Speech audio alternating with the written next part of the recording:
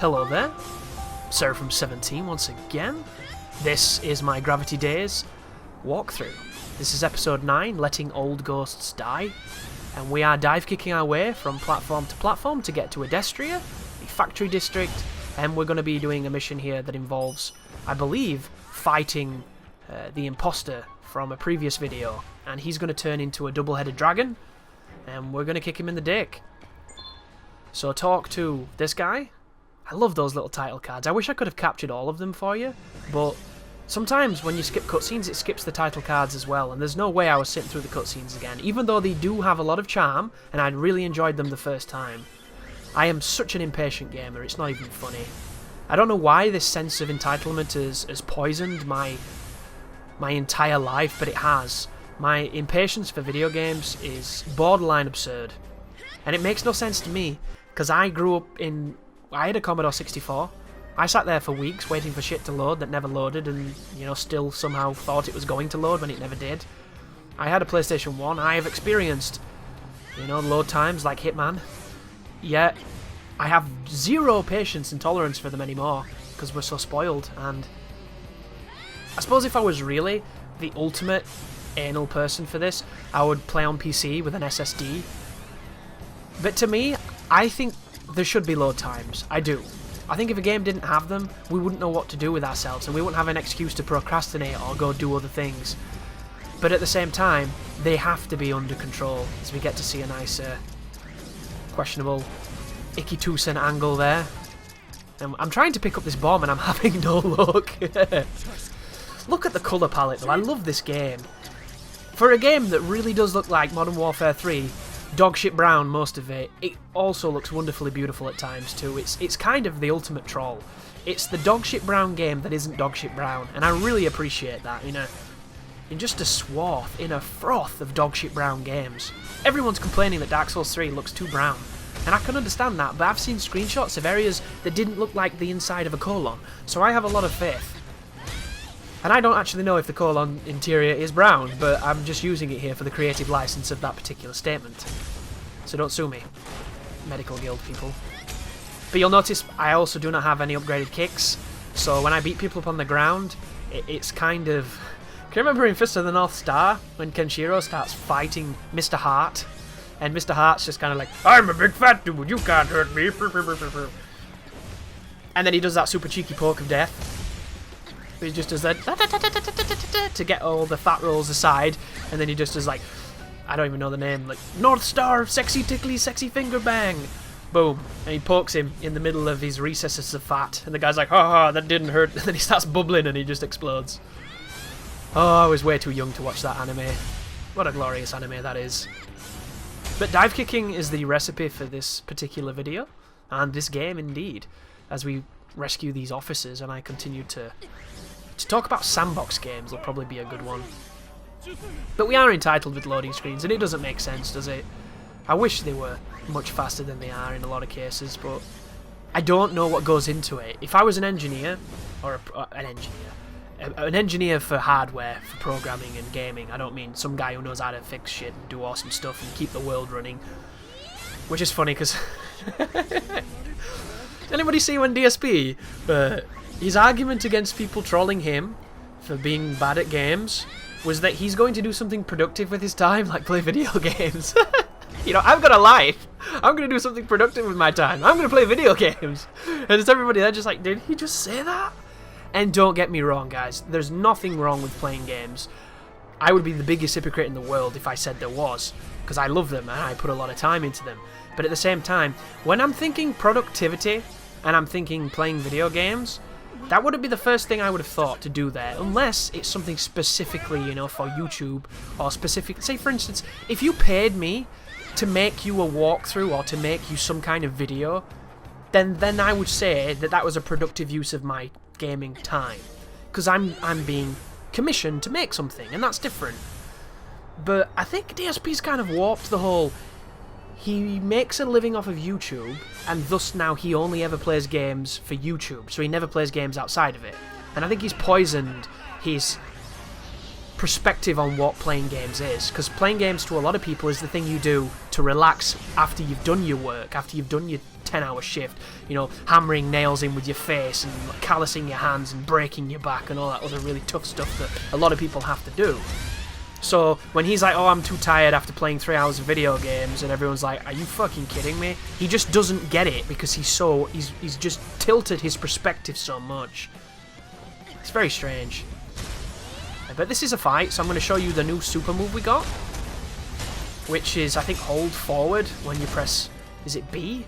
Or what is that circle? That's circle, isn't it? Yeah. And it's a cool move, but I don't think that was a good example of how to use it. However, these can be assholes, these enemies, so that's the reason I was trying to speed this up.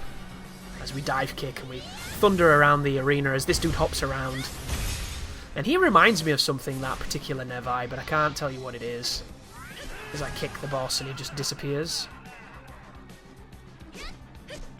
Oh, he doesn't disappear, he walks like a leisurely dad at a wedding and somehow has no urgency in his step.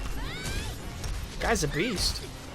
Doesn't make too much sense as well. This guy seems to know who we are, and then we beat him up and he kind of vanishes, and then he comes back at the end, and like Obi-Wan in Star Wars, and I don't even know. It's weird. This game is weird, but it's charming, so play it. But sandbox games. Believe it or not, I want to make a sandbox game. That is one of the games I would like to make. But it would be nothing like GTA or any of the ones that are super popular, because that's just not the flavour of sandbox that I want. Like, I would prefer to have... Can you imagine a Souls game in a sandbox? That'd be interesting.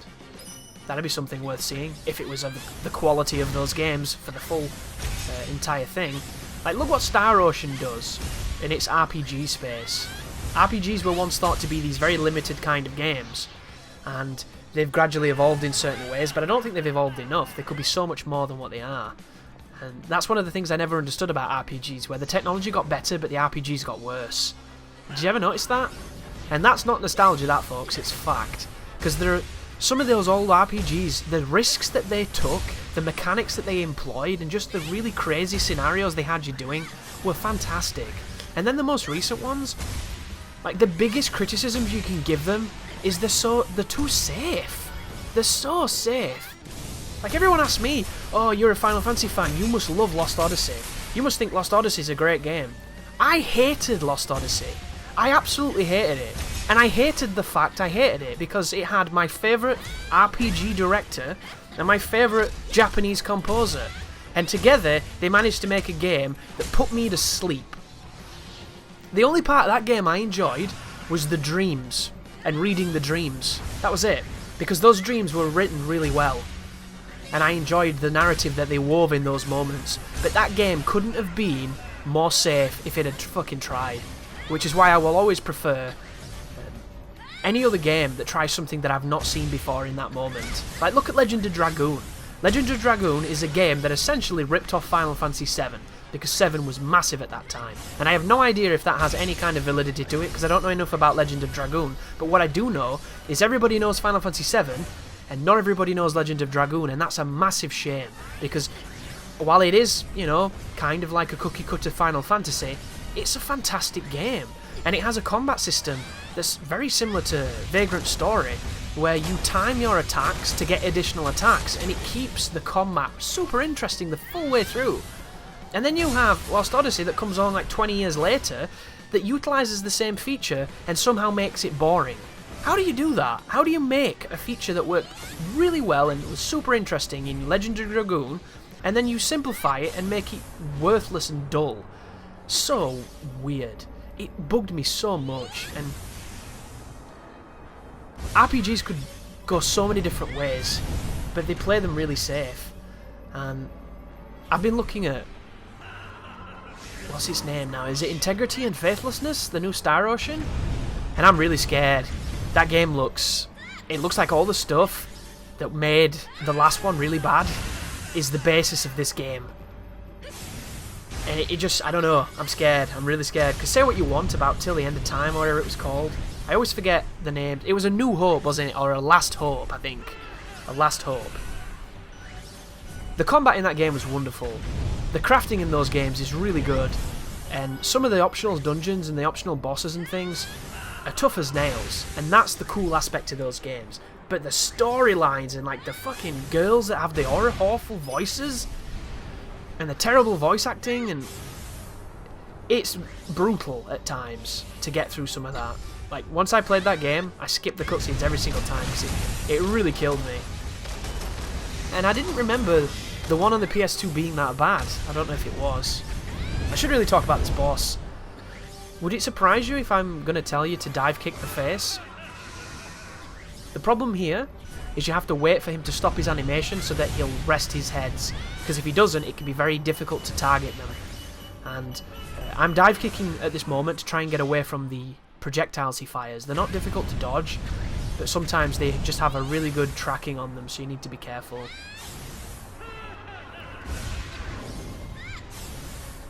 Like, there's a character in that new Star Ocean that I cannot have in my party. She's this witch person who's wearing this checkered skin suit, and it literally looks like somebody painted her naked body. And I know if I have her in my party, I'm not going to see anything, because I'm going to spend the entire time staring at her awesome ass, and I don't want to do that. And that's the thing, you know, when I'm looking for that, I go somewhere else. When I want to play a fantastical RPG, I don't want to see somebody's perfect ass bouncing in my face. Yet that looks like what that's going to be. And they've shown some footage of it, and it looks so rough. Like, super rough. And I love Tri-Ace, I really do. Tri-Ace are the unsung heroes of RPGs. They've made some stellar games. And even games that some people reviewed quite poorly, things like, you know, Infinite Undiscovery, and I think Tri-Ace did the Resonance of Fate, didn't they? I really liked those games. They were flawed, but I really found something there to enjoy. Because they were weird, and they had goofy stuff in them that made them endearing. And I think that's one of the things that earns the most brownie points with me, if you dare to do something different. And in Square Enix's defense, or Enix, or whatever, what they're doing with Final Fantasy VII is different. I might have watched that video and felt like my childhood was burning, like the Hunter's Dream, but I'm also kind of grateful they tried something new, because bringing this back to the Batmobile from Arkham Knight, shit on the Batmobile all you want. Would you prefer them to keep repeating the same game endlessly every other year and just bore your tits off until you get to the point where video games is just this homogenized, proliferated assembly line of dullness? Or do you want them to take risks that might not necessarily pay off, that might piss off a large majority of the community, but at least they dared to do it? And I would rather have games that are wonderfully bad and misfires than games that are just tediously average and safe, because I hate safe games. And sequels that I should have loved, I've not loved as much as I should have because they played them so safe. And it's one of the things I cannot stand. And it's the reason why I love games like Wonderful 101 and God Hand. And this in some ways, I mean, we can relate it back to this, even though this game is kind of simple. Because I have never played a game where I do what I'm doing here. I utilise a gravity mechanic to fly around endlessly kicking stuff in the face. Such a simple premise. But I had a ton of fun. You know? But like God Hand, look at that IGN review. There's this picture I saw on someone's Twitter feed. It's absolutely beautiful. They've got a picture of a Wii game, which is called like Baby Fitness, which has a picture of toddlers dancing on the cover that gets like an 8 out of 10, and God Hand gets a 3. IGN scoring, ladies and gentlemen. Absolutely preposterous. And then they have the fucking gall to put it on the top 100 games of the PS2 you need to play. Go suck a dick, IGN.